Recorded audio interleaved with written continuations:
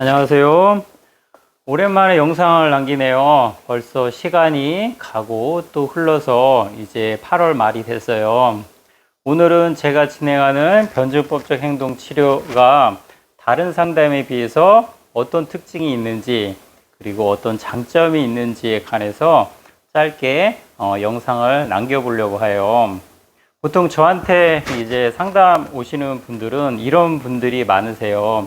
이전에 다른 상담을 받았는데 거기서 상담 선생님이 굉장히 따뜻한 이해와 공감을 많이 받았다. 그래서 제가 기분이 좋아지긴 했지만 그럼에도 불구하고 내 고통스러운 감정을 어떻게 다스리는지는 나는 잘 모르겠다.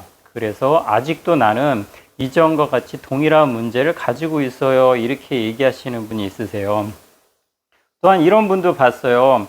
이전에 과거에 힘든 가족 간의 갈등 외상들을 계속 그것만 이야기하고 또 이야기하고 그러는데 그런 것들을 이제 좀 그만하고 어떤 지금 내가 할 수 있는 것들, 나 자신을 위해서 뭔가 할 수 있는 것들을 상담을 통해서 배웠으면 좋겠어요. 이렇게 말하시는 분도 있으세요. 이런 분들에게 변증법적 행동 치료는 가장 적절한 답을 줄 수 있어요. 보통 우리가 다른 상담 같은 경우는 일단 상담자가 따뜻한 이해와 공감을 제공해주고 그 과거의 외상이나 과거 기억들을 통찰을 자꾸 유도하는 전략을 쓰는데 변증법적 행동 치료는 물론 따뜻한 이해와 공감을 어느 정도는 중요하게 생각하지만 치료를 이끌어가는 가장 중요한 핵심적인 힘은 바로 기술과 전략에서 나와요. 다른 상담에서 말하는 상담자와 내담자의 친밀한 관계 자체에서 치료가 나오는 게 아니고 상담자가 내담자한테 가르쳐준 감정을 다루는 기술들을 내담자가 배우고 이를 스스로 자기 자신의 감정을 다스리고 그리고 다른 사람들과 효과적인 관계를 맺는 기술을 배우는 과정이 바로 변증법적 행동치료에서 말하는 가장 두드러진 특징입니다. 자, 우리가 만약 남자친구하고 만나서 헤어져서 고통을 받고 있거나 아니면 부모하고 심각한 갈등이 있는 상태에서 내가 마음에 어려움을 가지고 있는 경우라면 일단 이런 상황적인 문제 같은 경우는 친밀한 사람이나 어떤 상담가의 이해와 공감만으로도 감정이 조금 누그러지고 그 문제에서 벗어나는 데 도움을 받을 수가 있어요. 하지만 변증법적 행동 치료가 치료하고자 하는 대상은 경계선 성격 장애나 감정 조절 장애가 있는 분들이에요. 끊임없는 고통스러운 감정이나 불안이나 우울을 만성적으로 가지고 계시고 또 대인관계에서 끊임없이 버림받을지도 모른다는 두려움에 휩싸여 있고 삶이 굉장히 공허하고 무의미하게 느껴지는 분들을 대상으로 하는 치료다 보니까 거기에 걸맞는 다양한 전략과 기술을 통해서 이분들을 성장으로 이끈다고 보면 돼요. 그래서 상담도 변증법적 행동치료, 특히 제가 진행하는 상담은 단순히 대화를 주고받는 차원이 아니고 내담자에게 기술을 교육시켜주고 그리고 상담을 하는 두 가지 과정이라고 보시면 돼요. 상담도 하고 또 일상생활에 관해서 내담자가 일주일 동안 겪었던 것에 관한 상담도 하고 또 거기서 부딪히는 감정적인 문제들을 다스릴 수 있는 기술을 교육시켜주고 두 가지 과정이라고 보시면 돼요. 보통 변증법적 행동치료는 이렇게 되어 있어요. 어떤 감정조절 문제가 있는 분들을 집단으로 기술을 교육시키는 과정 그리고 상담자와 내담자가 1대1로 상담을 진행하는 과정이 두 가지 과정이 있는데 보통 이렇게 세팅이 굉장히 전문화되어 있는 세팅을 하는 곳은 많지가 않아요. 규모가 커야 되고 비용적인 면도 있다 보니까 저 같은 경우는 저 혼자 상담을 진행하다 보니까 그 상담하는 중간에 어떤 기술을 교육시키는 기술 교육을 시켜주고 또 내담자가 가지고 있는 마음 문제를 상담하는 시간을 두 가지를 같이 진행하고 있어요. 이렇게 진행하다 보니까 시간이 조금 길어져요. 보통 상담은 50분 정도의 상담이 종결되는데, 저 같은 경우는 기술도 가르쳐 줘야 되고, 또 내담자가 마주하고 있는 어려움들을 또 공감과 이해를 통해서 적절한 기술을 거기에 접목시켜서 연습을 시켜야 되고, 또 일주일 동안 내준 숙제도 점검해야 되고, 이런 과정이기 때문에 1시간 반 정도 조금 다른 상담보다 길게 유지하고 있어요.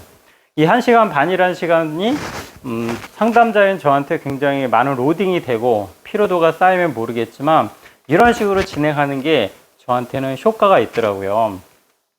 이런 식으로 상담은, 변주법적 행동치료는 내담자한테 기술을 교육시켜주고 그 기술을 일반 사회에 나가서 끊임없이 연습시키는 과정이 있다 보니까 거기에 걸맞는 숙제가 나가요. 보통 저는 이 교재를 사용하고 있거든요.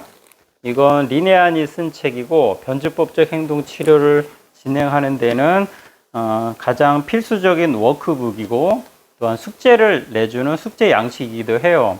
또한 저한테는 든든한 보조교사가 되기도 하고, 책을 같이 나가면서 중요한 부분을 교육시켜주고, 또 이 책 내용 안에는 내담자가 해야 될 숙제 양식이 굉장히 친절하게 나와 있어요.